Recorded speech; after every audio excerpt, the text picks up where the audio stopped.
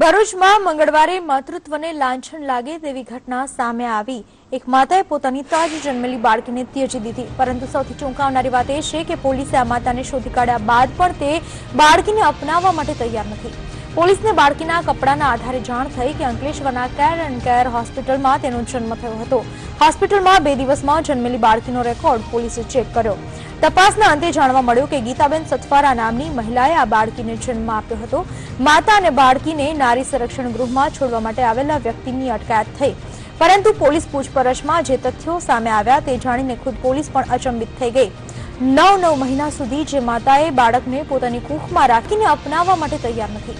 પોલીસને બાળકીના કપડાના આધારે જાણ થઈ કે અંકલેશ્વરના કેર હોસ્પિટલમાં તેનો જન્મ 2 દિવસમાં જન્મેલી બાળકીનો રેકોર્ડ પોલીસે ચેક કર્યો। તપાસના અંતે